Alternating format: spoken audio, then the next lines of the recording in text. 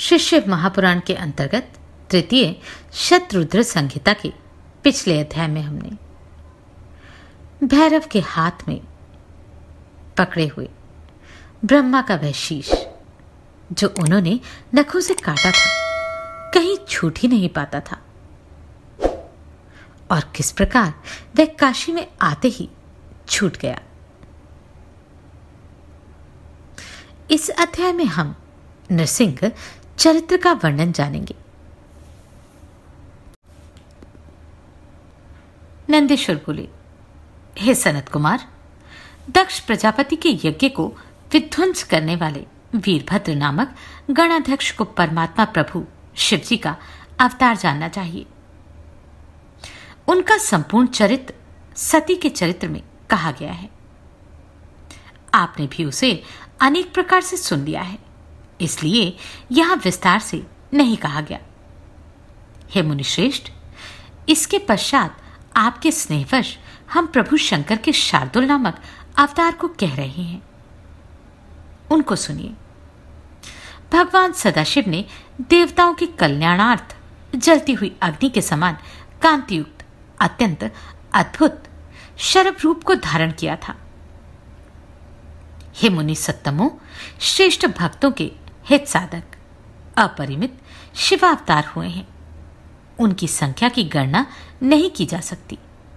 आकाश के तारों की, पृथ्वी के धूलिकणों की तथा वर्षा की बूंदों की गणना अनेक कल्पों में अनेक जन्म लेकर कोई बुद्धिमान पुरुष भले ही कर ले, परंतु शिव जी के अवतारों की गणना कदापि नहीं की जा सकती।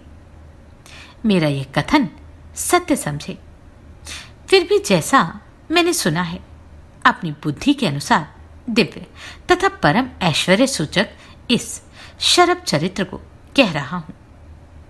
हे मुने, जब आप लोगों द्वारा जय विजय नामक द्वारपालों को शाप दिया गया, तब वे दोनों कश्यप के द्वारा दिति के गर्भ से पुत्र रूप में उत्पन्न हुए। प्रथम हिरण्यकश्यपु तथा छोटा भाई महाबली हिरण्याक्ष था। वे दोनों पहले भगवान विष्णु के देवर्षि पार्षद थे, जो आप लोगों से शापित होकर दिति के पुत्र रूप में उत्पन्न हुए थे।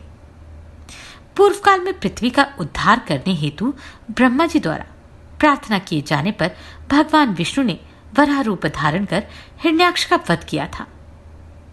हे मुने, अपने प्राणों के समान प्रिय उस वीर भाई को मारा गया सुनकर हिरण्यकश्यपु ने विष्णु पर अत्यधिक क्रोध किया। तत्पश्चात हिरण्यकश्यपु ने 10,000 वर्ष तक तप करके संतुष्ट हुए ब्रह्मा जी से यह वरदान प्राप्त किया कि आपकी सृष्टि में कोई भी मुझे न मार सके। वह हिरण्यकश्यपु शौणितपुर नामक पुर में जाकर चारों तरफ से देवताओं को बुलाकर त्रिलोकी को अपने वश में करके निष्कंटक राज्य करने लगा। हे मुने, सभी धर्मों को नष्ट करने वाला तथा ब्राह्मणों को पीड़ित करने वाला पापी हिरण्यकश्यपु देवताओं तथा ऋषियों को सताने लगा। हे मुने, तदनंतर विष्णु वैरी दैत्यराज ने अपने हरिभक्त पुत्र प्रहलाद से भी जब विशेष रूप से द्वेष करना आरंभ कर दिया, तब सभा मंडप के खंबे से संध्या के समान अत्यंत क्रोधित होकर भगवान विष्णु नृसिंह शरीर से प्रकट हुए। हे मुनि शार्दुल, भगवान नृसिंह का विकराल तथा भयदायक शरीर सब प्रकार से महादैत्यों को संत्रस्त करता हुआ अग्नि के समान जाज्वल्यमान हो उठा। नृसिंह ने उसी क्षण सभी दैत्यों का संहार कर डाला और तब दैत्यों के संहार को देखकर हिरण्यकश्यपु उनसे अत्यंत भयानक युद्ध करने लगे। हे मुनिश्रेष्ठ, मुहूर्त भर तक उन दोनों में विकराल, सबको भयभीत करने वाला तथा लोमहर्षक युद्ध होता रहा।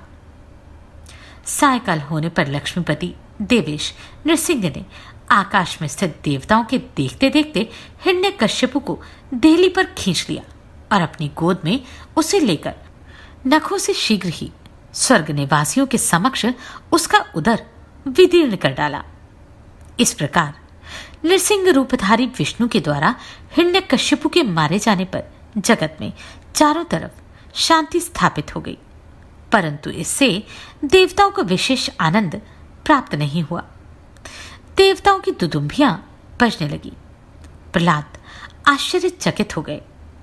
विष्णु के उस अद्भुत रूप को देखकर लक्ष्मी जी भी अत्यंत विस्मित हो गई। यद्यपि हिरण्यकश्यपु मार डाला गया था, किंतु भगवान नृसिंह के क्रोध की ज्वाला थी कि शांत हो ही नहीं रही थी। इसी कारण देवताओं को उत्तम सुख प्राप्त नहीं हो रहा था। उस ज्वाला से संपूर्ण संसार व्याकुल हो उठा। देवता भी दुखी हुए। अब क्या होगा, ऐसा कहते हुए वे भय के कारण दूर चले गए। नृसिंह के क्रोध से उत्पन्न ज्वाला से व्याकुल हुए ब्रह्मा आदि ने उस ज्वाला की शांति हेतु प्रहलाद को श्रीहरि के पास भेजा।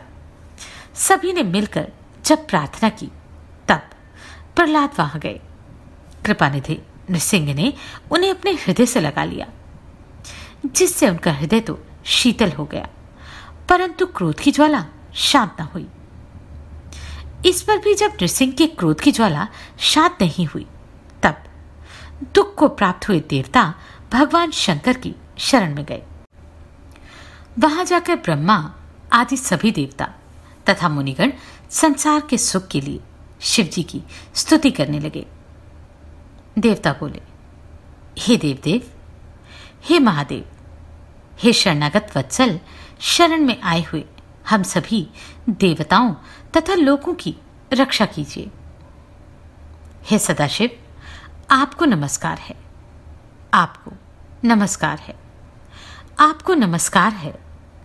पूर्व काल में जब भी हम लोगों पर दुख पड़ा, तब आपने ही हम लोगों की रक्षा की है। जब समुद्र मंथन किया गया और देवताओं के द्वारा रत्नों को आपस में बांट लिया गया, हे शंभु, जब आपने विष को ही ग्रहण कर लिया, हे नाथ, उस समय आपने हमारी रक्षा की और नीलकंठ इस नाम से प्रसिद्ध हुए। यदि आप विषपान न करते तो हम सभी लोग भस्म हो जाते। हे प्रभु, ये प्रसिद्ध ही है कि जब जिस किसी को दुख प्राप्त होता है, तब आपके नाम मात्र के स्मरण से ही उसका समस्त दुख दूर हो जाता है। हे सदाशिव, इस समय नृसिंह के क्रोध की ज्वाला से पीड़ित हम लोगों की रक्षा कीजिए। हे देव, आप उसे शांत करने में समर्थ हैं, यह पूर्ण रूप से निश्चित है। नंदीश्वर बोले, देवताओं द्वारा इस प्रकार स्तुति किए जाने पर भक्त वत्सल भगवान शिव उन्हें परम अभय प्रदान करके प्रसन्नचित होकर कहने लगे। शंकर बोले, हे ब्रह्मादि देवताओं, आप लोग निडर होकर अपने अपने स्थान पर जाएं। आप लोगों का जो दुख है उसे मैं सब प्रकार से दूर करूंगा। यह मेरा व्रत है। जो भी मेरी शरण में आता है उसका दुख नष्ट हो जाता है, क्योंकि शरणागत मुझे प्राणों से भी अधिक प्रिय हैं, इसमें संशय नहीं है। नंदीश्वर बोले, तब यह सुनकर वे देवता परम आनंदित हुए और वे जैसे आए थे प्रसन्नता पूर्वक शिव जी का स्मरण करते हुए वैसे ही चले गए।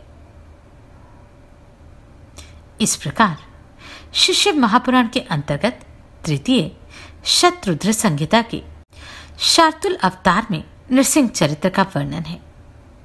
अगले अध्याय में भगवान नृसिंह और वीरभद्र का संवाद सुनेंगे।